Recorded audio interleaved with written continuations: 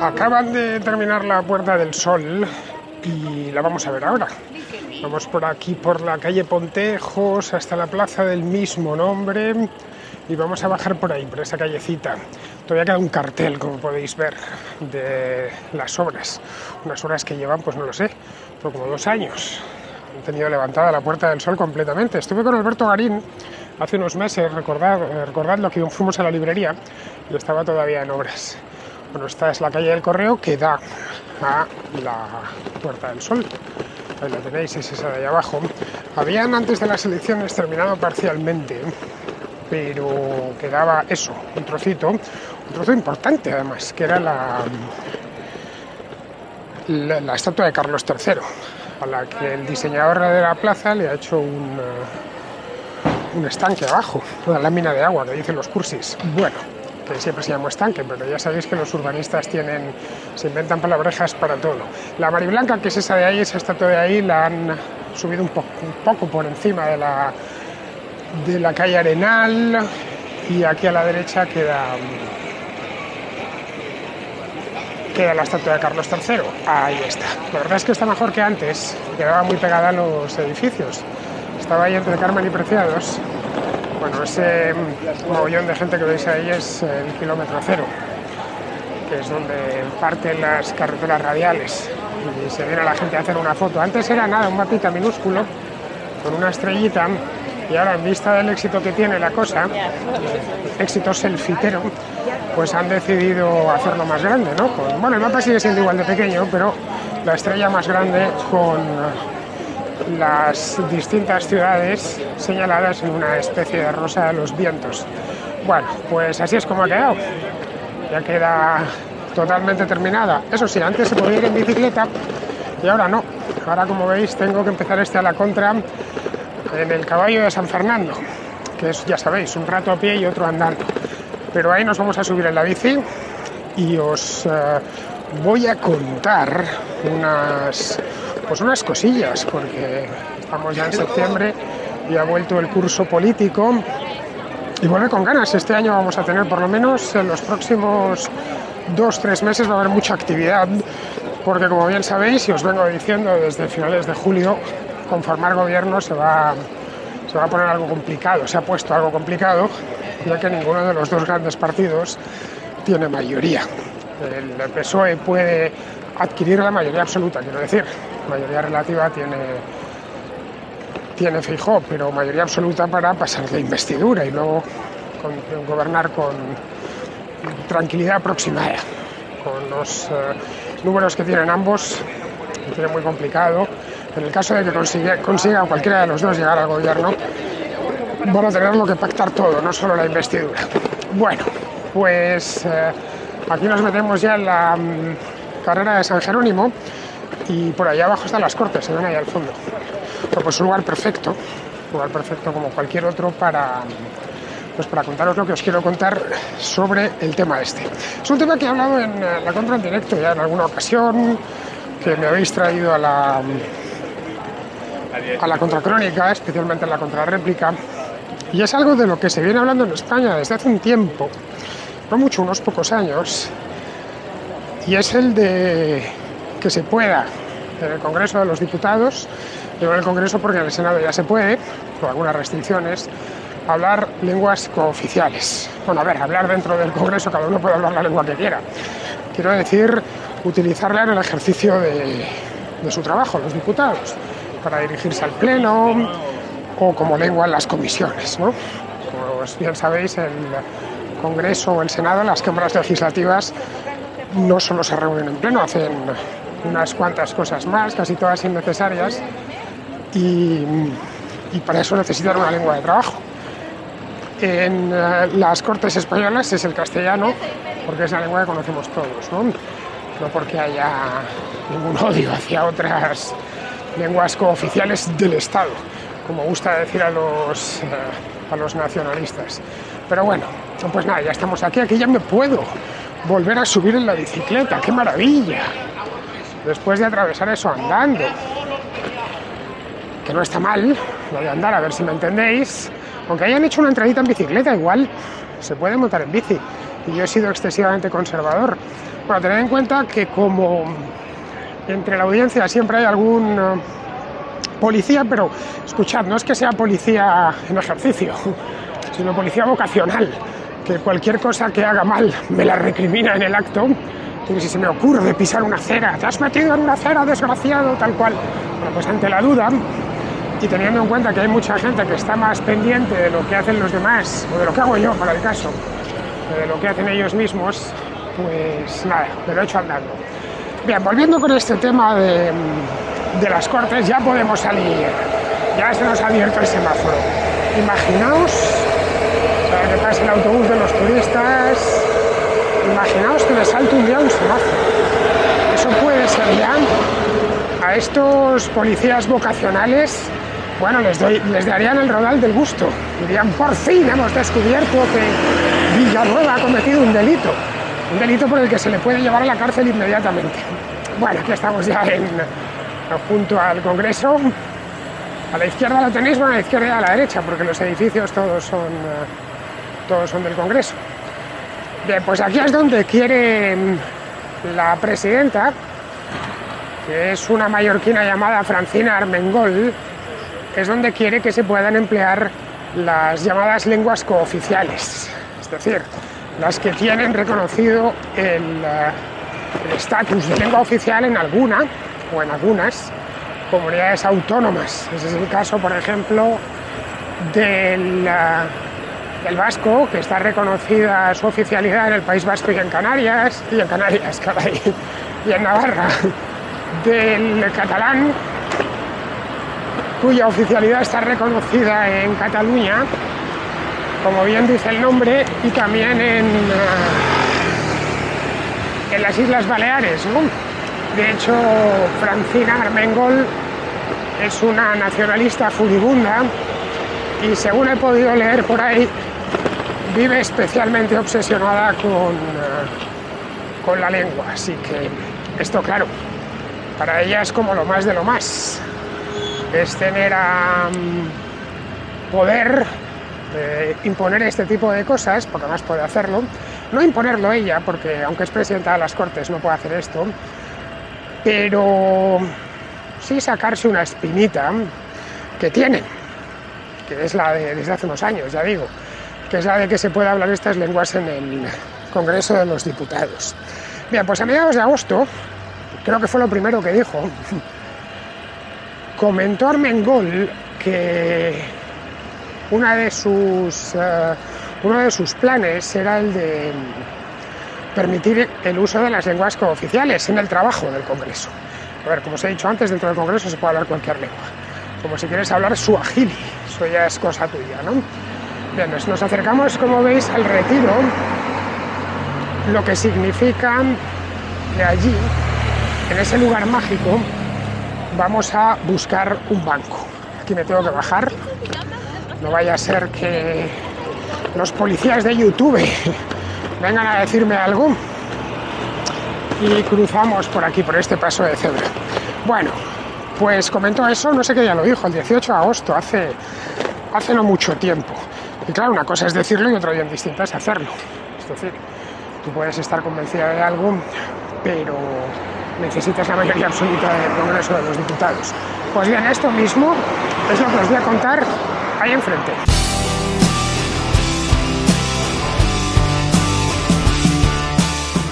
Como os comentaba antes, cuando íbamos en la bicicleta, mejor dicho, andando, empujando la bicicleta, que es distinto, Francina Armengol dijo hace unos 10 o 12 días, que autorizaría que se emplease como presidenta del Congreso de los Diputados, que se emplease el catalán, el vasco y el gallego en el Congreso, que son las lenguas cooficiales. Luego, claro, han salido los del Valle de Arán, los araneses, que también tienen cooficialidad de su lengua en aquel valle, que es una comarca de Cataluña, dentro de la provincia de Lérida. Es la comarca más septentrional de Lérida, un valle, por cierto, precioso, porque está en la vertiente norte de los Pirineos. En ese valle es donde nace el río Garona. Dijo que lo hacían por la riqueza lingüística que suponen. Eso de tener, pues claro, lenguas como el catalán o el vasco, el gallego, el mismo aranés, supone una riqueza, y que lo suyo es que se hable en el Congreso. Bien, la cosa quedó ahí porque ella per se, como presidenta del Congreso, no puede cambiar el reglamento, puede interpretarlo en todo caso, pero nunca cambiarlo. La cosa se quedó ahí hasta que ayer trascendió que el Partido Socialista y sus socios, o sus futuros socios de investidura, todavía no lo son del todo, ya se han metido en la reforma del reglamento, es decir, que eso que dijo Armengol no era más que un previo de algo que iba a suceder un poco después, bueno, tan pronto como se sentasen a negociar. El reglamento se puede cambiar con mayoría absoluta, no hace falta nada más, con 176 escaños se puede cambiar el reglamento del Congreso de los Diputados. Vamos, que a la mayoría de la investidura le basta para cambiar el reglamento. Ahora bien, una cosa es decir que se va a cambiar y otra cuáles van a ser esos cambios. Podría suceder que a algunos no les parezca bien o demasiado ambiciosa la reforma y voten que no, así que esto lo tienen que negociar antes. La cuestión, si nos vamos al reglamento actual, el que todavía no han reformado, y respecto a las lenguas, el reglamento del Congreso no regula en qué lengua se puede hablar. No dice en ninguno de sus puntos que las intervenciones en el Pleno y en las comisiones se tienen que hacer en castellano. No lo dice. Vamos, podemos ir a buscarlo, buscar por todo el reglamento de arriba abajo. El reglamento del Congreso de los Diputados está disponible en internet por si queréis descargarlo. El del Senado sí, el reglamento del Senado sí permite lenguas cooficiales para una serie de cosas, como por ejemplo presentar mociones. Eso sí se puede hacer en catalán o se puede hacer en gallego. También se pueden utilizar esas lenguas en los escritos que dirigen al Senado los ciudadanos. Todo eso está contemplado en el reglamento que hace unos años se modificó, pero no se puede emplear en los debates en el Senado. Los debates en el Senado se tienen que hacer en castellano. En el Congreso no se pueden hacer ni mociones ni los escritos, se tiene que hacer en la lengua de trabajo de la institución, que es el castellano. No porque lo diga el reglamento, sino por, digamos, tradición y practicidad, ¿no? Cuando elaboraron ese reglamento, pues daban por hecho que, teniendo una lengua franca, como tenemos, pues los diputados la emplearían, simplemente. Vamos, que ninguno iba a hablar una lengua que otro no entendiese, teniendo una que entienden ambos. En España, como bien sabéis, se hablan varias lenguas, no todas son cooficiales, pero se hablan varias, lo cual está muy bien, a mí me gusta mucho vivir en un país en el que se hablan varias lenguas, significa que es un país culturalmente muy rico. Cada lengua es un pequeño tesoro, ¿no?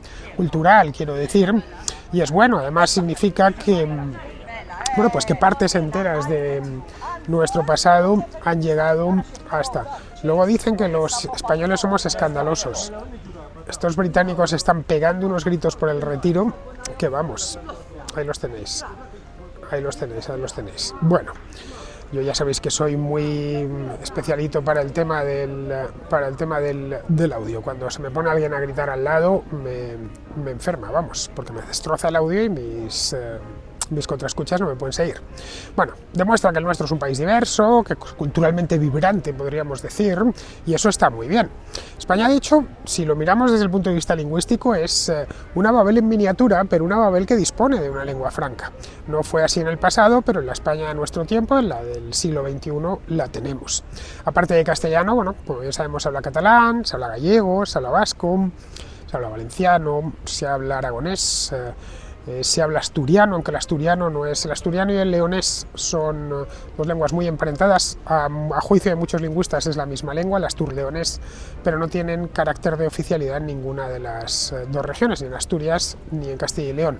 Y luego está el aranés, que ese sí tiene carácter de oficialidad dentro del Valle de Arán. Valle de Arán es pequeñito, pero ya digo, un lugar precioso. Y allí el aranés proviene del occitano, es decir, lo que se hablaba antiguamente, la Languedoc, lo que se hablaba antiguamente en el sur de Francia y que allá prácticamente ya ha desaparecido y no tiene ningún tipo de reconocimiento. El catalán o el gallego o el vasco son los más conocidos, o el valenciano, pero no tanto los otros. Estos últimos tienen pocos hablantes, tanto el aranés como el astur-leonés tienen pocos hablantes. El catalán o el gallego, en cambio, sí que tienen muchos. Buena parte de los catalanes o los gallegos o los mallorquines, menorquines, ibicencos, etcétera, dominan estas lenguas, en la que le toca, evidentemente, y para ellos, para muchos de ellos, además, es su lengua materna. Podríamos pensar que lo que decía antes, que esto es Babel, esta torre de Babel, y que no nos entendemos. Bien, no nos entendemos por otras cosas, pero no precisamente por la lengua, porque la lengua, como digo, tenemos una que conocemos todos. Esta lengua franca, La conocemos los españoles, no de mi generación, ni de la anterior, ni de la otra, desde hace ya bastante tiempo. Bueno, pues se utiliza como lengua franca desde hace bastantes siglos y es la que empleamos para entendernos entre nosotros. Nos sirve también para entendernos con millones de hispanohablantes de todo el mundo sin necesidad de recurrir al inglés, lo cual es, para qué negarlo, una gran ventaja. Vamos, que es una lengua esta, la castellana, una lengua muy útil. Esta es la razón por la que se emplea en el Congreso y allá donde se den cita españoles de distintas regiones. Si quedamos con unos amigos y resulta que hay 2 catalanes, un vasco, un gallego y 3 andaluces, hablarán en castellano, porque es la lengua que entienden todos. Si el vasco se pusiese a hablar en euskera, el catalán en catalán, el gallego en gallego y el andaluz en castellano, pues no se entenderían, ¿no? Así que utilizamos para nuestra vida privada y además no solo, para nuestra vida de trabajo, nuestra vida profesional, ¿no? En las empresas españolas es la que se emplea por idénticas razones. Si uno trabaja, no lo sé, en cualquier empresa española, escoged la que más os guste, ¿no? Y las oficinas, ¿no?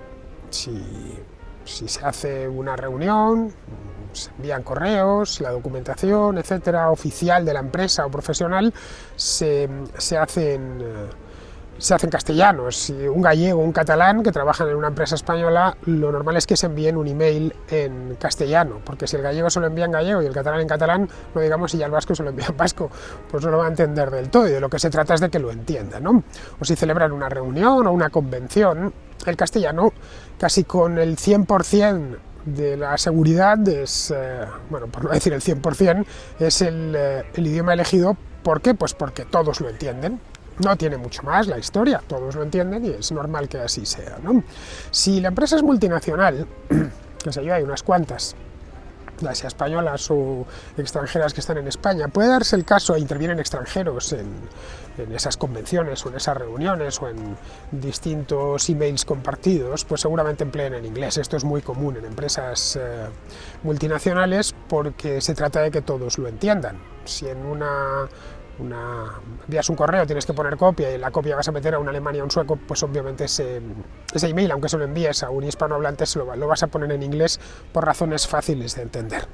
Bien, para todo eso no hace falta normativa, no hace falta reglamento, se hace de forma espontánea, lo hacemos continuamente. Si llegamos a un grupo y vemos, no lo sé, que hay un extranjero que no habla español, seguramente cambiemos al inglés, si lo conocemos, evidentemente, ¿no? Buscamos automáticamente la lengua que nos permita entendernos, y como comentaba el otro día en la contrarréplica, en el caso de que no la tengamos, pues recurriremos a la gestualidad, que es como nos entendemos pues cuando llegamos, qué sé yo, a un lugar perdido del mundo, queremos hacernos preguntar algo, no entendemos su lengua, él no entiende la nuestra, tampoco el otro sabe inglés, y empezamos a hacernos señas, a ponernos sonrisas, a hacer gestos con las manos, ¿no? Y buscamos ahí ya esa lengua franca de la gestualidad, que en buena parte está compartida por toda la especie humana. Pero vamos, las lenguas en definitiva son códigos, no son más que eso, no tienen más significado que ese, son códigos para entenderse y escogemos el que nos es más útil en cada momento, simplemente, no hay mucho más, el que nos es más útil porque la otra persona o la otra parte, el otro extremo de lo que el receptor, en este caso nosotros somos emisores, cuando queremos iniciar una comunicación, sabemos que va a entender todo, que va a poder descifrar todo el código que le vamos a emitir. Cuando viajamos por el mundo, pues solemos recurrir al inglés porque suponemos que, acertadamente por lo general, que el interlocutor nos entenderá. De hecho, tengo delante ahora mismo, lo acabo de ver, hay uno de estos rickshaws que ahora se ha puesto de moda en Madrid, que son unos guías turísticos que van en bicicleta con una calesita detrás y llevan por lo general a turistas. Bien, pues se ve claramente como la mayor parte de las veces les está explicando Madrid en inglés, a pesar de que los de atrás no tienen necesariamente por qué ser británicos o estadounidenses o canadienses, muchas veces son nórdicos o holandeses o polacos, qué sé yo, pero más o menos se manejan con el inglés como haríamos nosotros en cualquier otra ciudad. Automáticamente se escoge ese código porque es el que mejor entienden ambas partes, ¿no? Bien, en eso consisten las lenguas, nada más, no le demos muchas más vueltas, son llaves, como os decía, que en aquella contrarréplica, que permiten abrir puertas. Solo tiene esa función, nada más. El arpitano, por ejemplo, una lengua romance, muy bonita, al oído, por cierto, que se habla en los Alpes occidentales, la lengua que se habla en el Valle de Aosta, en Italia, se habla entre Italia y Francia. Esta es una llave, el arpitano, que abre pocas puertas. Bueno, para estar en el Valle de Aosta, pues la verdad es que es francamente útil, ¿no? O para estar en ciertas zonas de la antigua Saboya, pero poco más, no tiene mucha utilidad porque la habla muy poca gente, está muy poco extendida. Y el alemán, en cambio, el francés, abre muchísimas puertas. Si uno habla cualquiera de estos dos idiomas, pues va a tener posibilidad de entenderse con mucha gente, es decir, de decir cosas que la otra persona entienda. El inglés las abre casi todas, es la llave maestra, es la llave inglesa, nunca mejor dicho, de las lenguas, porque permite entenderse con prácticamente todo el mundo. Y en España es el castellano el que las abre todas, porque todos lo entendemos. Además lo entendemos a la perfección. Va uno al País Vasco, a Cataluña o a Galicia, y aparte de encontrarse con que la prensa está en castellano por regla general, enciende la radio y hay emisoras en castellano, la televisión por supuesto, y lo escucha por la calle, entre ellos mismos lo hablan, ¿no? Lo utilizan también entre los propios catalanes como lengua franca o entre los propios gallegos, así que ¿por qué no van a utilizarlo con gente de otras regiones, ¿no? Bien, esta es la razón por la cual se habla castellano en el Congreso. Y la razón por la que no figura lengua alguna en el reglamento de la Cámara. Era algo, como os decía antes, que se daba por hecho. ¿Qué pasaría entonces si se pudiese hablar en todas las lenguas cooficiales? No voy a meter aquí el asturleones, simplemente en las cooficiales, que son unas cuantas, ¿eh? En el Congreso de los Diputados, ¿qué pasaría? Pues que habría que contar con muchos intérpretes. Eso para empezar, porque, bueno, lenguas como el gallego, los castellanohablantes la pueden más o menos entender, no siempre, pero la pueden más o menos entender. El catalán ya menos, y el vasco, por supuesto, absolutamente nada, ¿no? Se necesitarían intérpretes y eso lo ralentizaría todo. Esos intérpretes, además, tendrían un coste. Han calculado no sé cuánto dinero, 1 millón de euros, una cosa así, pero bueno, no es una cuestión de dinero porque es el chocolate del oro, es poco dinero en comparación con lo que se gasta el Estado en todo tipo de imbecilidades. Esta sería una imbecilidad más. Es decir, no es una cuestión de dinero como está diciendo la gente. ¿Quién va a pagar eso? En fin, pues lo vamos a pagar nosotros como pagamos infinidad de cosas. No, si es por una cuestión de orden práctico.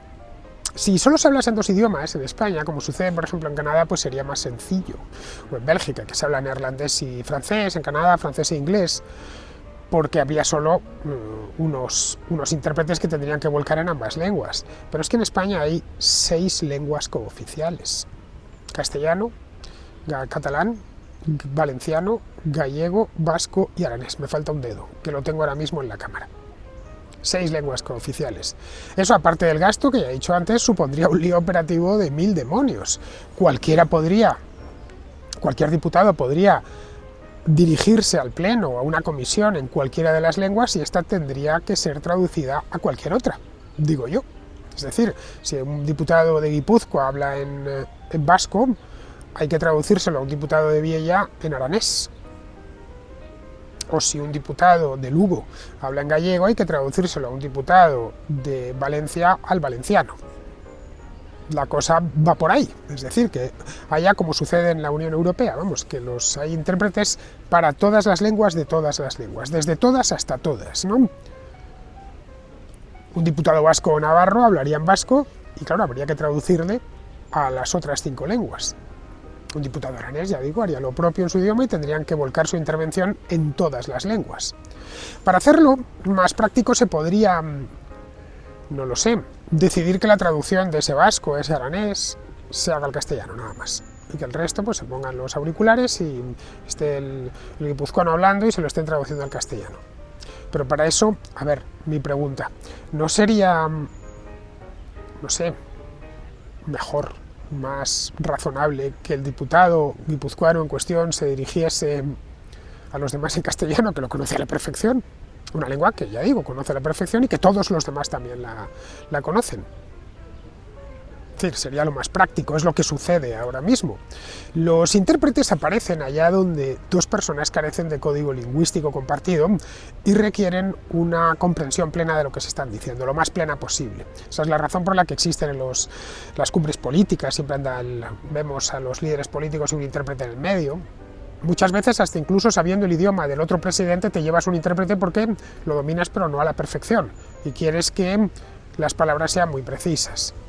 Esto es bastante habitual, que un presidente que hable, qué sé yo, inglés, pues va a ver a Joe Biden y aun con todas pide al intérprete que le acompañe por si acaso le falta una palabra o le dice algo a Biden que no entiende del todo. Quien dice Biden dice cualquier mandatario de habla inglesa. Y viceversa, viene aquí alguien que sepa hablar español, pero no lo conoce del todo bien y se trae a su intérprete.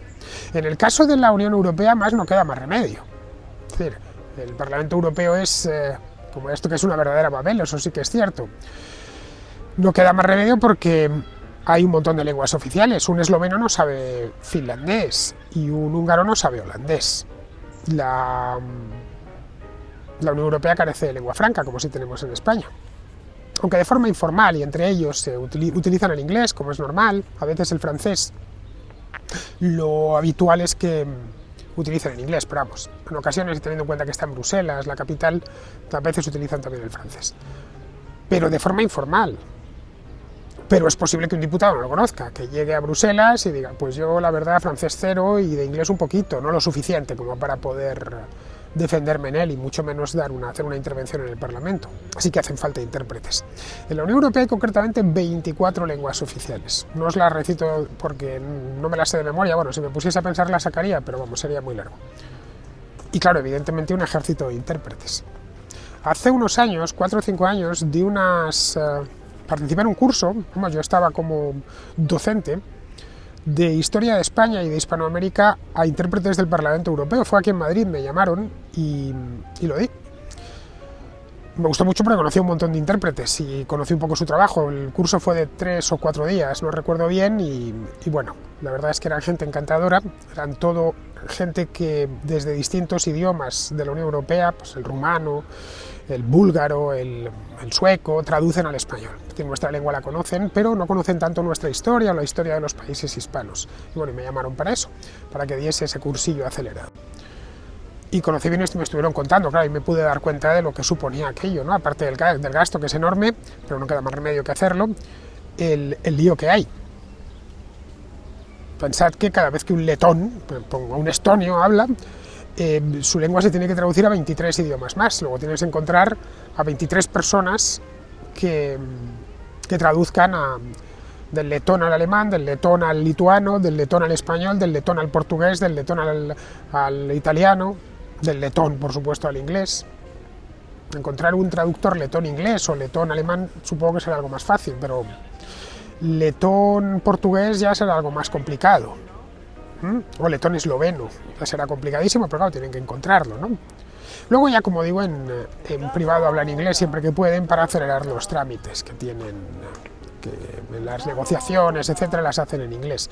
Pero en la Cámara pueden hablar cualquier lengua de las 24 oficiales. El resultado, pues lo tenemos en el Parlamento Europeo, donde nunca hay debates propiamente dichos. Se limita solo a intervenciones, a veces en inglés, pero por lo general en lenguas vernáculas que requieren traducción. No sé si habéis escuchado alguna vez la traducción, la interpretación, y bueno, pues no es precisamente Demóstenes el intérprete, y su función no es serlo, sino traducir de manera muy rápida, va muy deprisa, porque el diputado habla muy deprisa, intentando captar todos los matices en tiempo real. Pero claro, no les queda otra opción, no hay otra. Hasta que en Europa tengamos una lengua franca. Ojalá lleguemos en el futuro a tenerla, que sería el inglés para el caso, ¿no? En España sí que la tenemos. Todos hablamos y entendemos castellano. Ya les gustaría en el Parlamento Europeo, en la propia Suiza, donde os contaba el otro día que pueden intervenir los germanohablantes, los italohablantes y los francohablantes en su lengua. Los que hablan romanche también, pero esos no tienen traducción. ¿Por qué? Porque todos los romanches los que hablan retorrománico hablan además alemán. Para ellos su lengua madre es una lengua secundaria, la primaria es el alemán, en los grisones. Así que no ve necesidad usted, ¿para qué quiere traducirlo a romanches si ya entiende alemán? No sucede lo mismo con todos los diputados italianos o italohablantes o con todos los diputados francohablantes. Bien, pues en España algo parecido, ¿no? Todos conocemos el castellano. En el Parlamento Europeo, vamos, darían su mano derecha por tenerlo, pero carecen de ella y se tienen que apañar con los intérpretes. A los parlamentos, en definitiva, como os decía en varias contrarréplicas, se va a trabajar y no a recitar poemas. ni a hacer amigos, ni a aprender lenguas. Se va a trabajar nada más. Se hablan temas, por lo general, soporíferos, aburridos, técnicos, en los que cuenta mucho la precisión y los matices, muchísimo. No os podéis imaginar cuánto.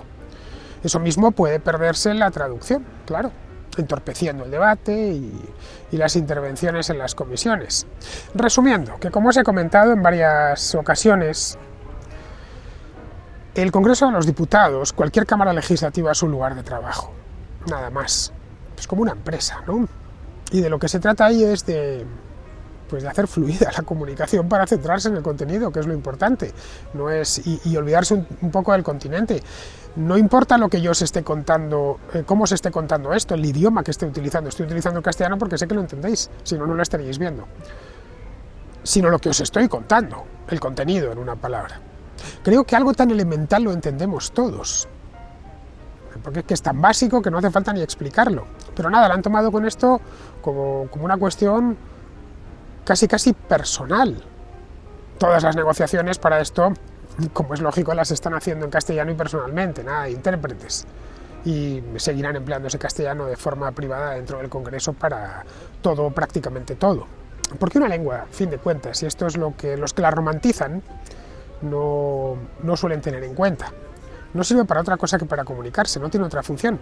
Pero a poco que se empeñen, y estos que la romantizan se empeñan continuamente, es una de sus principales obsesiones, a poco que se empeñen se puede convertir, y de hecho se convierte, en una herramienta de división y de enfrentamiento. Me temo, y no exagero, me temo que es eso mismo de lo que se trata. Es decir, es lo que están tratando de hacer, de convertir esto en una herramienta de división entre los propios diputados. Bueno, ya sabéis, son expertos en dividir a la gente, ¿no? Y en crear banderías de buenos y malos, etc. Entonces, la idea me da la impresión que va por ahí. ¿Se saldrán con la suya? Seguramente. ¿Terminará imponiéndose el sentido común? También. Ya lo veréis. Cuando quieran decirse algo importante, van a utilizar la lengua que todos conocen. Y al final quedará esto, muy probablemente, para cuestiones folclóricas. Que este nacionalismo identitario tan asqueroso, al final, bueno, al principio y al final empieza y termina siempre en el folclore. En fin, queridos, pues desde aquí, desde el retiro, hoy he salido a mediodía, tenía unas cuantas cosas que hacer por Madrid y ya he aprovechado para haceros un a la contra. Bien, con esto me despido de todos vosotros, hasta el próximo a la contra.